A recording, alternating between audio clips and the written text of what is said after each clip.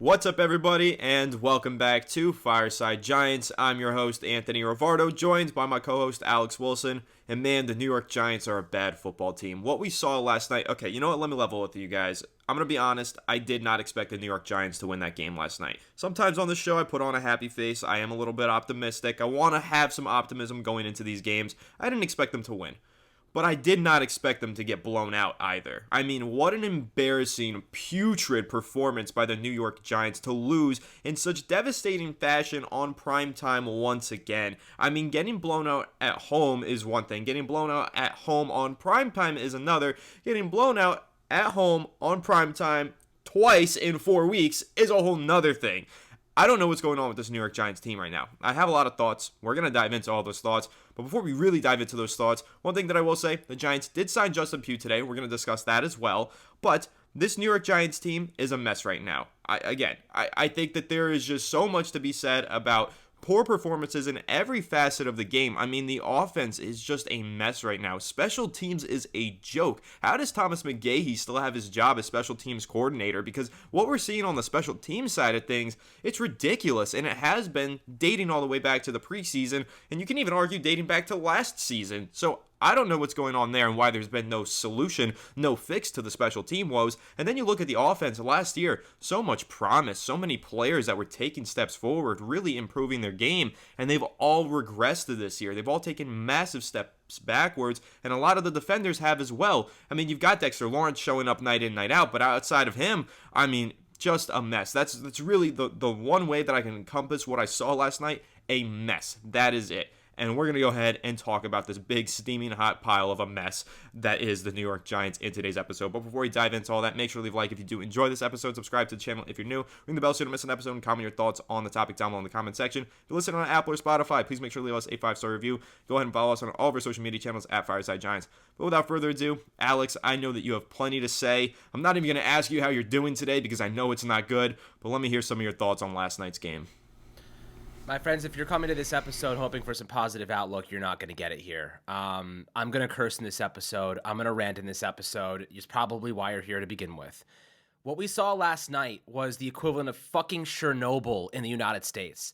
We saw a nuclear reactor explode, and the everlasting effects of that are heinous. The offensive line, I mean, come on, guys. I don't know how Bobby Johnson still has a job today. Seriously, I know Brian Daboll came out and said that, they're not firing anybody, they're not getting rid of any personnel. But I don't know how Thomas McGaughey has a job, and I don't know how Bobby Johnston has a job. Evan Neal gave up 7 pressures last night. 7 pressures. The special teams unit had 6 penalties, and for God's sakes, why in the God's green earth is Adoree Jackson fielding punts again? Have we not learned our lesson? We love just shooting ourselves in the freaking foot. Every single week, we make the same dumbass mistakes. We do the same dumbass things. And then after the game, we say, we have to be better, guys. Daniel Jones, I made a mistake. Brian Daboll, we got to be better. Evan Neal, we got to put our best foot forward. I am sick and freaking tired of hearing of the Giants use words and not back it up with action. Words don't mean anything to me anymore. We were so excited going into the season. We were so optimistic. We knew we had a difficult schedule, but we thought we had the talent and the coaching staff to make a good run here and actually have some success. Even if we lost those games and we're competitive, at least we say we're in it. We haven't even been in these freaking games. Dallas 40-0, 49ers 30-12. Yesterday 24-3. We've scored 9 first half points the entire season. Graham Gano has been responsible for all of them. What we're watching is a live action Amber Heard Johnny Depp freaking marriage falling apart. This is the worst thing I've seen in my life. And every single week, Anthony, we come back here and say to ourselves, wow, that's the worst football game I've ever freaking seen. How is it possible that we see the worst football we've ever seen week in and week out, and they just somehow make it even worse? And Wink Martindale, thanks for telling me to chart every missed tackle. We missed 2 on the Noah Fant 52-yard freaking run all the way to the 1-yard line. We can't tackle. We can't block. Daniel Jones is seeing ghosts again. And I mean, after the game, Devin Witherspoon, guys, he's a fucking rookie. He's a fucking rookie coming out saying, we know he stares down his first receiver. And they pick 6 him in the 5-yard line. Daniel Jones, you sucked. The offensive line, you sucked. You all suck. It's crazy to me that we have to sit here and experience this year in and year out. Every single year we get excited, optimistic. We obviously put out our very exciting podcast episodes and we get all excited about the team. And then they shoot us in the face every single season.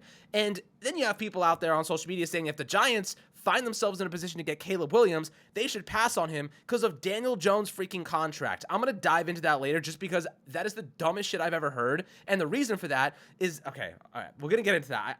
I can't let myself get too crazy for a second here. But, okay, let's start about the analysis on this team, Anthony. The offensive line. Wow. Just... I haven't seen an offensive line perform like this in my whole life. You know, I'm 27 years old. I haven't seen football as long as some of you guys have, but I don't know if you've ever seen a team that bad before. They gave up 10 sacks? 10 sacks last night. 10 sacks last night.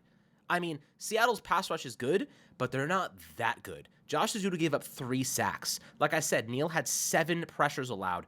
Marcus McKethan gave up multiple sacks. The injuries continue to compound. Without Andrew Thomas at left tackle, I don't know what to say. Shane Lemieux, the fact that he was even in the game. I mean, for God's sake, are we really going to do this again? Are we really going to have this conversation again? Why are we doing these things to ourselves? Why are we trying to lose football games? We know Adoree Jackson should not. Sterling Shepard isn't even playing. He returns punts every single day during practice. Why is Adoree Jackson returning punts? He let 2 punts hit the ground that rolled 20 freaking yards downfield. Eric Gray, I mean, he's been muffing punts in practice, apparently. If you could teach someone how not to receive a punt, diving headfirst at it is the first thing you would tell them not to do.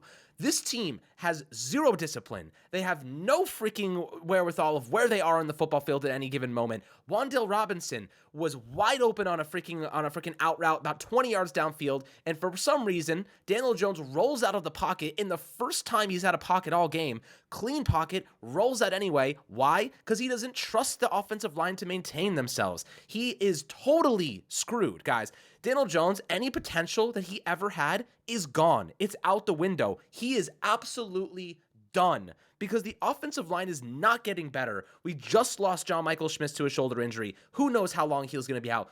Andrew Thomas re-aggravated his hamstring injury. Guys, the truth is, Daniel Jones is not the future of this team because the offensive line will never give him a chance to actually compound on any growth. And that's been the case his entire career. So at this point in time, the Giants are 1-3. They're going to lose to Miami. They're going to lose to the Bills most likely. And if that's the case, we're right in the conversation of talking about a freaking quarterback draft. And that is not where I thought we were going to be this year, guys. And we are paying Daniel Jones a lot of money to not make the same mistakes he made when he was a rookie. So Anthony, I'll let you get in here because I could keep going for a very long time, but I gotta breathe a little bit.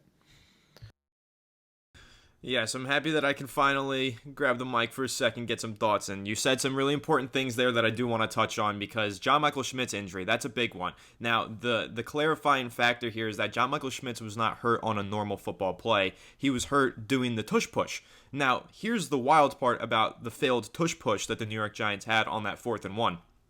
First of all, it was bad enough that they didn't convert the first down. But this is going to make it way worse. If you haven't heard this yet, Giants fans, brace yourself because you're about to have your blood boil. Brian Daboll says the Giants only ever walked through the tush-push play, but never actually practiced it live. He says both John Michael Schmitz and Daniel Bellinger got injured on that play too. A play that the Giants never practiced live, according to Pat Leonard of the Daily News. So Brian Daboll has his team going out there and running plays that they've never even practiced. Just plays that they've watched happen on Sunday Night Football or Thursday Night Football. Whenever they watch the Eagles do it, they just decided, okay, we're going to run that one day without ever practicing it. You practice these things so that these players know how to execute the play properly. They clearly didn't because they failed, and they know how to execute the play without injuring themselves, which again, they didn't know how to do because they've never ran the play before in their lives. A mind-blowing decision by not only Brian Daboll, Mike Kafka, everyone involved with calling that play that they've never actually practiced. I mean, it's 4th and 1. You can run a million different plays to get that first down. Yeah, they went with the tush push because it's been so effective for the Philadelphia Eagles. The Philadelphia Eagles offensive line is one thing. The New York Giants offensive line is another. They're not even comparable. You can't just assume that because the Eagles have such success with that play, you're going to waltz out there and have the same success without even practicing the goddamn play. I don't know what the hell that kind of decision was. And here's the other thing that I want to bring up here. And I'm going to preface this by saying I am still a Brian Daboll believer. I still love Brian Daboll. He was the coach of the year for a reason. If the Giants turn things around this season, it's all credit to Brian Daboll. No matter what happens to the Giants this season, if they don't win another game, I don't think Brian Daboll should be fired. He should remain the head coach of the New York Giants. But he does deserve a lot of criticism right now, because here's what's happening, Giants fans. You have a lot of fans saying offensive coordinator Mike Kafka is terrible, sinking the offense. Defensive coordinator Wink Martindale is terrible. The team keeps missing tackles. It's a mess. Special teams coordinator Thomas McGahee is also terrible. He can't get his unit to function properly. Well, there's one guy who's supposed to oversee all three of those coordinators, and it's the head coach. Goes head coach, and then those three coordinators, and then all the assistants underneath those guys. So if all three coordinators in every facet of the sport of football for the New York Giants are not performing well, what does that say about head coach Brian Daboll? I'm not sure. Again, no matter what, he's not getting fired in my eyes. I still believe in Brian Daboll. But we got to hold everybody accountable, even our favorite players, our favorite coaches, the guys we believe in. Brian Daboll is not doing a good job right now, and he needs to turn it around. I need Brian Daboll to step up to the podium and say, I'm doing a shit job. I have to turn this around and show you guys why I was the coach of the year last year. That's just plain and simple. Brian Daboll knows that. He's been saying that. He's been saying he's not doing a good enough job, but we don't need to just keep shouldering all the blame onto Mike Kafka, onto Thomas McGahee, onto Wink Martindale. These coordinators, yeah, they suck right now, but so does Brian Daboll. So does Daniel Jones. So does the offensive line. Everybody sucks right now. And Brian Daboll, I will put a positive spin on it. He would be the only reason that I could see the New York Giants improving at any point this year. He would be the guy that I think can pull them out of this mess maybe next year. But right now, he's not being that guy, and that's why he was head coach of the year, is because he was that guy last year. And so I don't know what the problem is, but Brian Daboll is part of the problem right now. Everybody is part of the problem right now. The Giants have an endless list of problems. Now, I haven't even discussed Daniel Jones yet. I'm kind of afraid to dive into the Daniel Jones conversation because I don't have a lot of positive things to say about Daniel Jones, and I don't think that the offensive line is nearly as big of an excuse as most people do. So I'm going to start touching on that right now, Alex, so brace yourselves, Giants fans. Please don't murder me. But Daniel Jones is playing awful football. Yes, his offensive line is also playing awful football. But to say that Daniel Jones is not playing well only because the offensive line is so bad is not accurate. Daniel Jones is playing bad because of himself as well, because he is not a good player right now. That doesn't mean that he never will be a good player, and doesn't mean he's never been a good player in the past, but right now Daniel Jones does suck at the sport of football.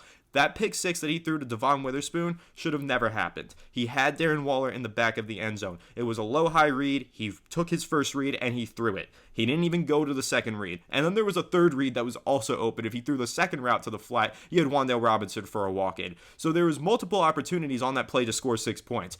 And at the end of the day, the only thing that you can't do is throw that interception. Even if he missed those reads, fine, so be it. Drop to the floor and take the sack. The sack there would have been better than the interception, forcing the throw into the flat because it's your first read and you just knew it would be open, but it wasn't.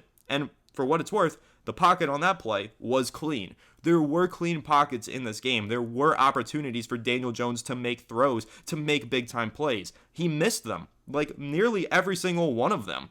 And he failed this team. The offensive line failed him. He failed his offensive line. The offensive line sucks for the majority of the plays, but the few plays where they are good, the margin for error with this team is so small that if Daniel Jones doesn't capitalize on those opportunities, they are going to lose every single game. And that's what you're seeing right now. So Daniel Jones has to be better. It's not just the offensive line, it's the quarterback as well. He's missing reads. How about there was a second down play. Wan'Dale Robinson left the game with an injury for a brief amount of time because on that second down play, Daniel Jones immediately threw it out into the flat. Robinson got popped, incomplete.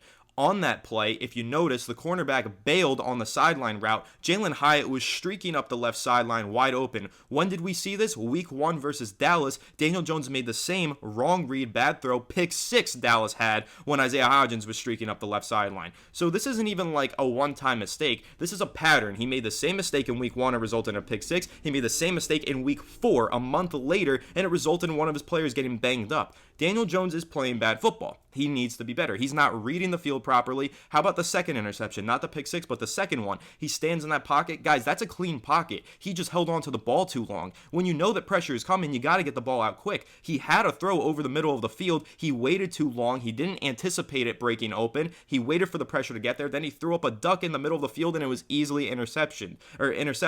Daniel Jones is missing a lot of these opportunities. As you mentioned, Alex, Wan'Dale Robinson wide open on the right sideline doing jumping jacks midway through the play, and Daniel Jones doesn't see him. It's a field vision issue. He's not anticipating players getting open. He's not seeing the field. There's so many problems here that extend beyond the offensive line. It's not just on Evan Neal. However bad he is, and believe me, guys, he is fucking terrible.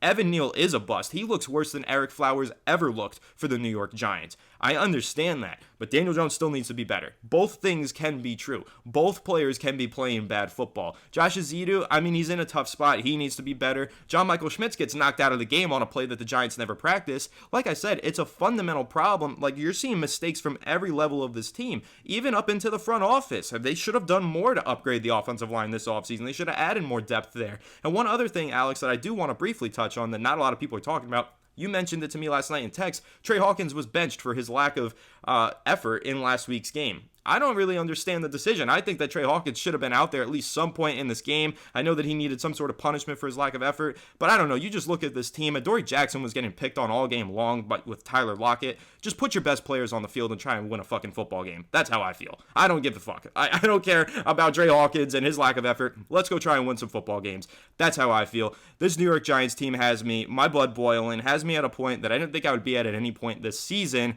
and I'm almost started to lose words to put together here for this team. I don't know what to say. It's been years and years of this, and they're not getting better. They got better for a year, and now they're immediately 10 times worse than they've ever been. I don't know what to make of it, Alex. I'll let you get your chance. Go on your next rant and talk about this team.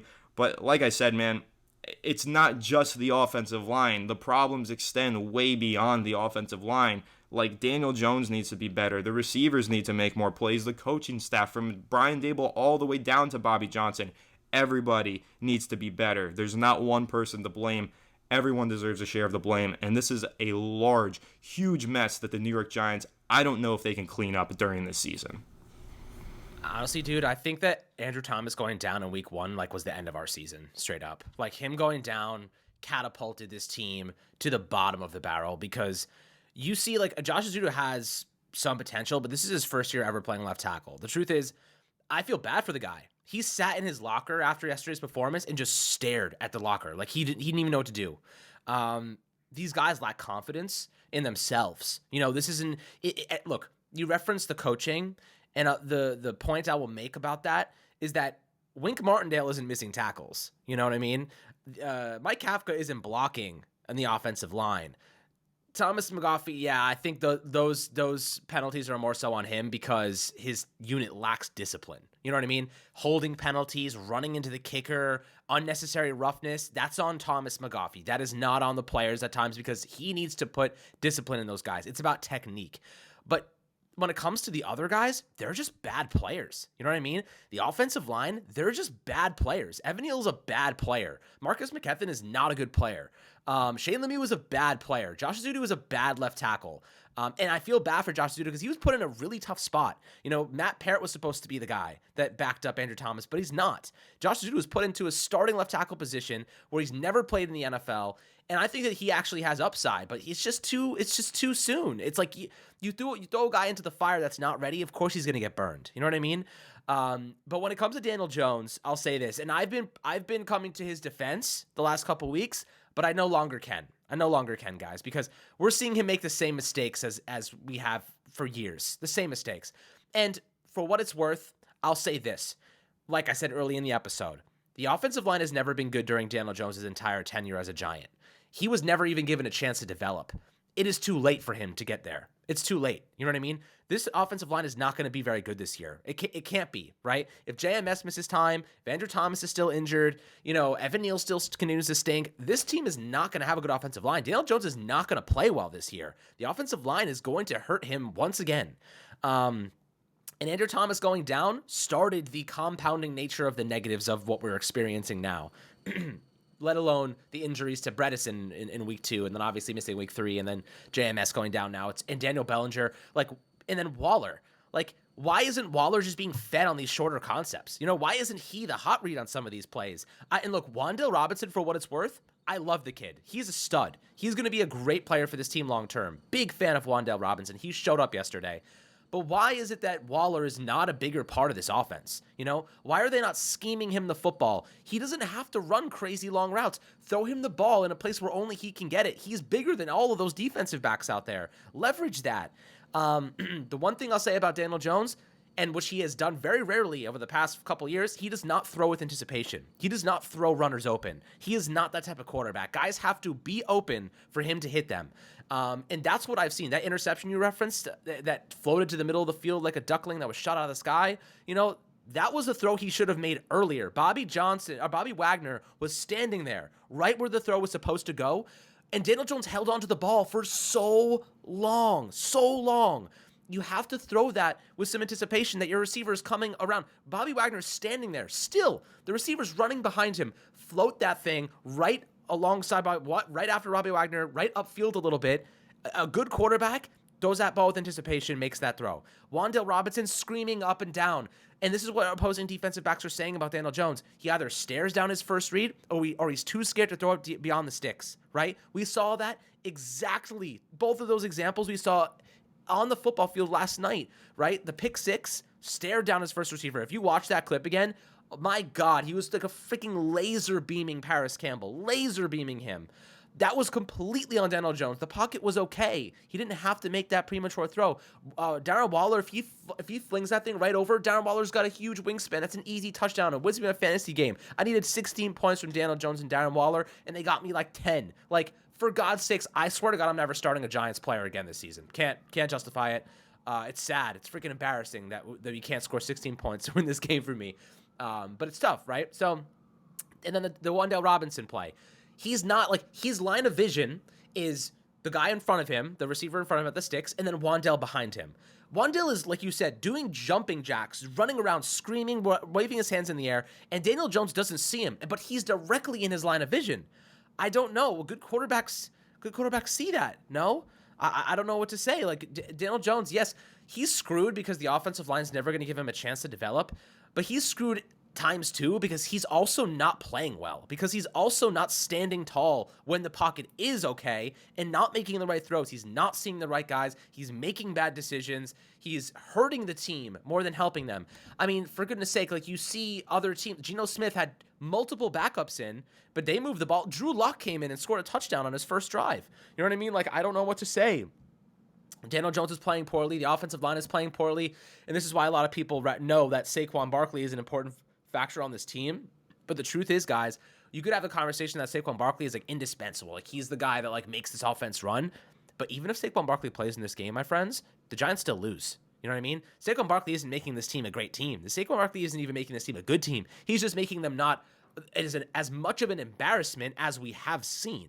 So that's the truth. Is Saquon is great and he's amazing, but this team has so many more issues that he cannot fix. And the offensive line is the paramount issue. Now, I just don't really know where to go from here. I don't know what happens now because Miami's going to kick the living crap out of us. We probably won't have Thomas again, and if we do, he's going to be limited. JMS, I don't know. Their offense is going to kill us. Buffalo just beat Miami. They're going to kill us. They're going to kick the living crap out of us. We can't win at MetLife. Our home stadium is the worst place that we play. Why? Because when we play away, our own fans aren't booing us, right? They're not getting booed by their own fans. In MetLife Stadium, the Giants get booed by their own fans more than I think anyone else boos them in history, anywhere. You know what I mean? The Giants fans boo them, and rightfully so. I'm saying that I agree with it. You got to boo a team that looks like this, boo a team that's this bad. But the way forward is murky, my friends. Turbulent waters ahead. I don't know how you come back from this. I think the season is already a wrap. I know that's doom and gloom, but I don't know how you return from this. I really don't. I don't know how you recover from a 1-3 start looking like this, and then you're going to lose to Miami. You're going to lose to the Buffalo. You're going to be 1-5. There's no coming back from this, guys. There's no coming back. Now, the fact that I'm already thinking about 2024 draft prospects is concerning. And once again, we're in the same boat. I don't know what it is with the Giants that they hire head coaches. They're great the first year, and the second year they're terrible.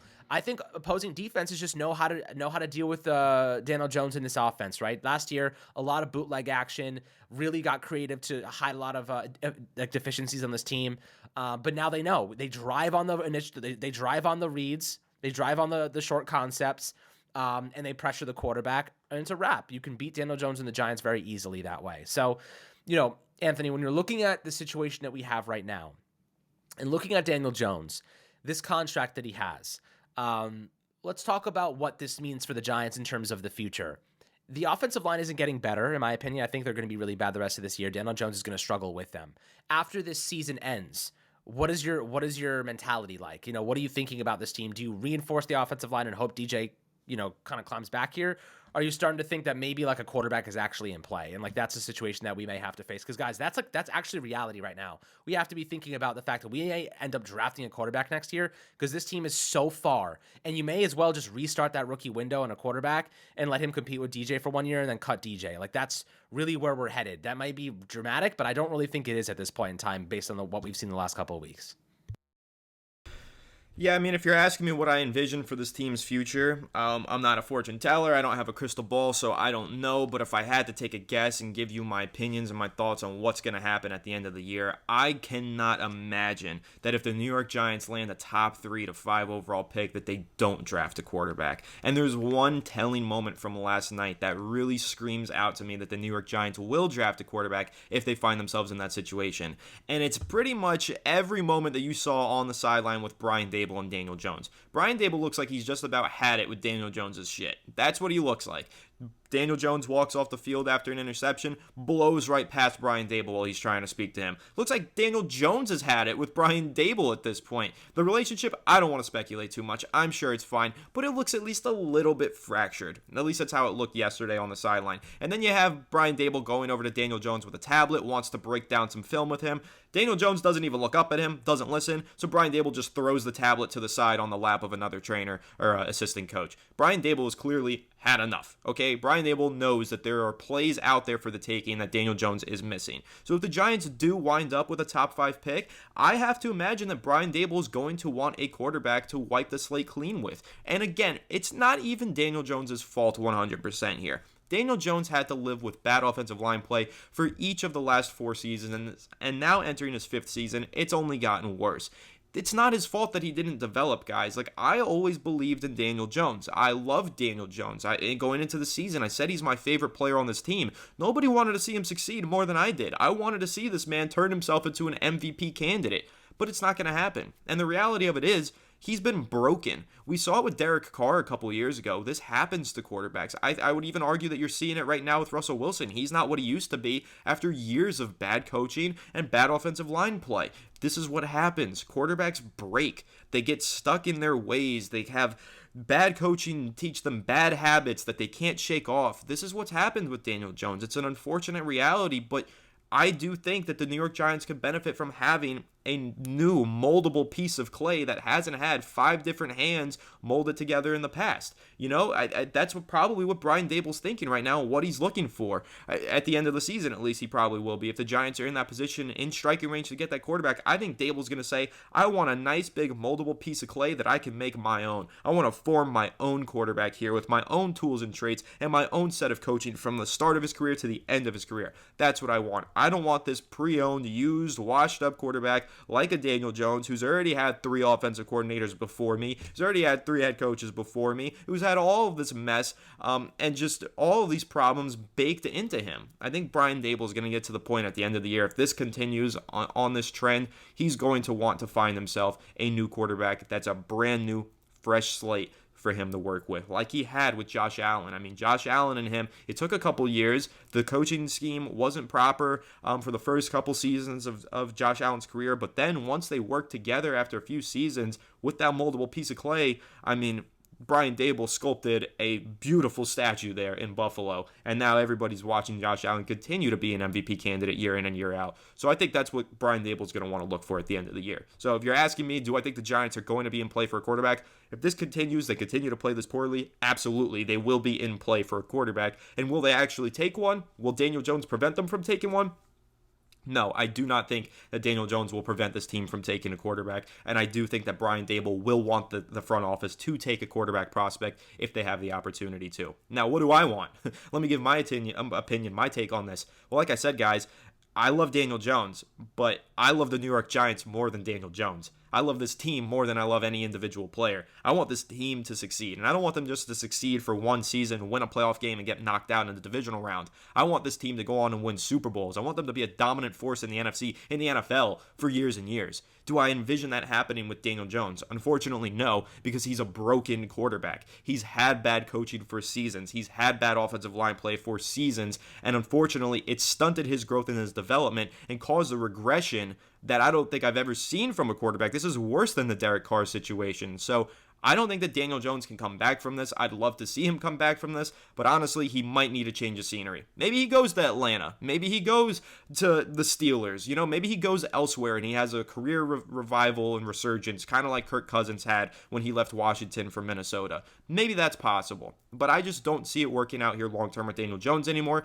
because he's had so much wear and tear, and he's had his development and his growth stunted so badly that I don't think he can come back from it. Now, I hope he proves me wrong, guys. I hope Daniel Jones turns into an elite MVP quarterback by the end of the season, but I don't envision it happening, and that's just my opinion. That's my take on it. I hope I'm wrong, but I do think that the Giants are going to be in the Caleb Williams sweepstakes, and if they're not in the Williams sweepstakes, Drake May, the kid out of Michigan, there's going to be quarterback prospects that Brian Daboll's going to salivate over because of their tools and their strengths and their weaknesses. It's going to happen, and I think it's just an unfortunate reality that Giants fans, you got to start bracing yourself for. We're going to start talking about the draft soon. I hate that we're going to start talking about the draft in the month of October. This is a nightmare situation for me, but we are going to have to start talking about the draft soon, Alex. I know we do it every year. Last year we didn't have to do it. Instead, we were talking about playoff expectations. It's not going to be the case this season. It's going to suck. Another shitty year as a New York Giants fan. But hey, maybe the future gets brighter once we make this great draft pick in April. I don't know. But right now, where I'm sitting at with this New York Giants team, like I've said a million times, it's a ginormous, steaming hot mess. And there are so many problems that you can't even pack them into a 30-minute episode. You just can't. There's just so much that we probably haven't even covered. And we're going to finish recording this episode, Alex, and we're going to say, God damn it, we forgot to talk about this problem and that problem and this problem. There's just so goddamn many of them for the New York Giants. I don't even know how you can cover them all in one single podcast episode. So, yeah, you asked me what I think the future of this team holds. That's my take on it. But Alex, I mean, if you got anything positive left to say, or really just any other takeaways, any other problems that you want to point out before we wrap this, I'd love to hear them. And I don't know, what do you think happens here with the New York Giants? Like, where do we go from here? That's my question. Where do we go from here for the 2023 season? You show some fight, man. I think right now we are looking at a situation where if we lose the next two games, we're talking about fire selling some of the guys on expiring contracts here. That's what we're facing. We're looking at guys like Xavier McKinney. We're looking at guys like Adoree Jackson. We're looking at guys like Dexter Lawrence. Not Dexter Lawrence, sorry, Leonard Williams. Those three guys, you fire sell them. You say to other teams, do you need these players? We'll take their salaries. You give us draft picks. Like, that's where we're looking right now. We're looking at literally offloading people to prepare for the future. But in terms of before then, you have to go into Miami and actually compete, right? Easier said than done. The Giants are bad. Miami is good. The Giants defense, there were a couple of players I liked last night. Kayvon Thibodeau, 2 sacks, 4 pressures. Good game from him. Dexter Lawrence, 4 pressures. Another good game from Dexy. Micah McFadden remains good player. Like, he's playing much better lately. I like him. Bobby Okereke, 50% of the time he looks like a monster, and 50% of the time he looks like a liability. Very weird player. I really like him. He's a great leader, a great guy. But half the time he's a questionable player. But at 50% he's fine. In the secondary, Adoree Jackson, I hate to say it, but he kind of looks washed to me. Tackling, bad. Coverage, bad. I'd rather just see Deontay Banks and Trey Hawkins play every single snap moving forward. I don't even really care to see Adoree Jackson anymore. I think he's probably going to be traded off this team to a team that needs a cornerback. That's my personal take. Xavier McKinney, I haven't seen much from him. Haven't seen him do much. The Giants still don't have a takeaway this season. What else? Interior offensive line. Leonard Williams had 2 pressures. Again, $32 million cap hit, not enough. Azeez Ojulari had a couple of decent moments. I saw him make some plays. So, okay there. But Cordell Flott had a nice open field tackle. Again, too many missed tackles, though. It's just not good across the board. Offensively, like I said, so it seems Wan'Dale Robinson and Jalen Hyatt have taken a much bigger role on this team. Isaiah Hodgins and Paris Campbell's snap counts did decrease. They had some big plays drawn up for Darren Waller and some explosive plays for Jalen Hyatt. They just couldn't get the progression, couldn't get the read, couldn't get the protection for Daniel Jones. So we know they want to do these things. We know they want to take shots. They just don't have the time in the pocket for Daniel Jones to actually leverage them. So that's unfortunate. What else is there? I mean, these injuries to Bellinger is really bad. JMS really, really tough. Again, I'd rather see Sterling Shepard return punts than Adoree Jackson or Eric Gray moving forward. And yeah, I mean, right now, like really all we have is moral victories in the future. I don't think that we can beat Miami. I don't think we can beat Buffalo. I don't even think we can beat the Jets, to be quite honest. I think their defense is going to tear us apart. So I think that ultimately right now we're sitting here looking at the Giants and saying, can you just put anything together that resembles a competent football team, right? A competent football team. Seattle, that was a winnable game for us. Like we could have won that game. It was 14-3 at halftime. Like we could have come back and won that game, but we just didn't play well at all. And this has been a recurring theme. That second half against Arizona, I don't know. It was an anomaly. That's all I can cough it up as, guys. It's an anomaly. I don't think that we can replicate that, especially with our offensive line that's playing the way it is. I think that we played a lot of play action second half against Arizona. They were not ready for it. They did not play well against it, and we leveraged it. But now teams know we're going to run the play action, the bootleg. They're going to stop us. We've seen Daniel Jones run straight into unblocked players multiple times because of the bootleg, because teams are sending extra pass rushers because they know they can man up with us in coverage and hold it down. Seattle's defense had one of the worst passing grades going into this game, passing defense grades, and they look like they were unstoppable, right? 2 interceptions, a pick 6, a fumble, obviously on the back end. Right now, I have no faith in this team, personally. I don't know about you guys. If you have any optimism left, I have no faith in this team, and mainly because the offensive line is still awful. I don't think Andrew Thomas is going to be healthy for the most part this year. That hamstring injury is going to be re-aggravated. He re-aggravated it last week already. So right now, I just don't know what to say. I'm just hoping for any sort of positivity. But again, like I'm numb to this. This is the 4th season in a row, guys, that you've been with us, and this is the 4th season we're having the same conversation. So this is nothing out of the ordinary for us Giants fans. Like we are in it together. But I'll tell you what, there is a brighter future if we can make the right decisions. But I just don't know if the Giants are capable of making the right decision sometimes. You know what I mean? Like, I just don't know if they like are willing to sacrifice what it takes to do what needs to be done. And right now we're seeing them make the same mistakes over and over again. And when, the definition of crazy, of insane, is doing the same thing over and over again, hoping for a different result. And that's what the Giants do year in and year out. We don't make many changes to the offensive line at times. You still keep trotting out Evan Neal there. When Andrew Thomas comes back, my friends, Evan Neal should be riding the freaking bench, if not working in at right guard. That's my take. I don't think he's going to be a right tackle or a tackle at all in this league ever. I don't think he's got it. He's too slow. He doesn't react fast enough. We saw him block Darren Waller by accident yesterday, for God's sakes. He gets beat on speed rushes. He gets beat on power. He gets beat everywhere. He's a liability. The Giants this season, by the end of this season, I don't think Evan Neal is going to be starting at right tackle for us anymore. I think we might even have Justin Pugh starting at right tackle for us, and he's on the practice squad right now. I think that's where we're headed, my friends. We're headed toward Justin Pugh starting at right tackle. That's how bad it's gotten. So, I'll let you wrap up with this, Anthony. Pugh, I like the addition, depth. We need help there on the offensive line. How do you think he can make an impact here? Definitely he's going to need a couple weeks to learn the playbook. Yeah, I mean, he's probably just depth. They probably don't want to see him on the football field, but considering the status of the New York Giants offensive line, the poor performances, and the slew of injuries that they continue to endure, I wouldn't be shocked at all if we do see Justin Pugh play in the regular season for the New York Giants. Not ideal. You don't want to see him mid-season practice squad pickup, get regular season playing time. But for Pugh, if he's healthy and he's ready to go out there and compete, I think you got to let him because, again, the offensive line is garbage. There's nobody playing well on this line right now. And additionally, the offensive line is battered with injuries. So I think that they're going to get to a point where too many injuries, too many poor performances, and they're going to have to start throwing in these veteran guys like a Pugh just to go out there and give you something decent. And that's really the most that you can ask for. Now, what I will be curious about, though, is if Pugh enters the lineup and he just looks trash, right? Like he just enters the lineup and looks terrible. Is it Justin Pugh or is it something more, right? Is it Giants coaching? Is it poor communication up front on the offensive line? Because we know Justin Pugh has been with the Arizona Cardinals for the last 5 years, is a solid player, is more than capable of holding his own. So if he goes out there and he just can't hold his own, I'm not going to sit here and bash Justin Pugh and say he looks like trash. I'm going to say there is a real bad, deep-seated problem in this New York Giants offense that isn't exclusive to the offensive linemen. I think it's going to become a conversation about the offensive line coach, maybe about the quarterback and how he calls protections. We know that he blew a protection that resulted in a sack yesterday. That did happen. There was a blitz off the left side. He didn't slide the protection. That way he missed it. And he also had a player wide open in the flat, and Daniel Jones sacked himself on that play. These things do happen, and they're not just on the offensive line. Don't get me wrong. The offensive line, it effing sucks. They're terrible. But there are more problems at play with the protection up front than just the talent of the offensive lineman. So when Justin Pugh does inevitably enter the lineup, that's really what I'm going to be keeping an eye on. Does he just stink ungodly level of stinkage coming from Pugh?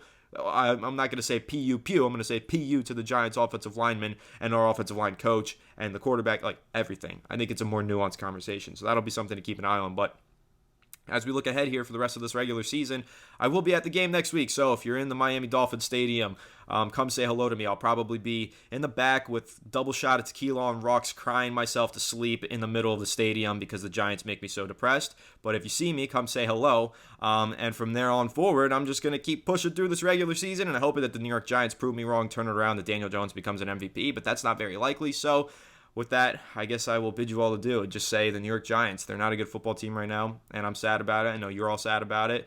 But we're going to be here still to give you all your New York Giants content and keep talking about how bad our team is right here on Fireside Giants. So make sure to leave a like if you did enjoy this episode. Subscribe to the channel if you are new. Ring the bell so you don't miss an episode, and comment your thoughts on the topic down below in the comment section. If you're listening on Apple or Spotify, please make sure to leave us a 5-star review. And go ahead and follow us on all of our social media channels at Fireside Giants. But without further ado, we will catch you all in the next one. Have a good one, and let's go Giants.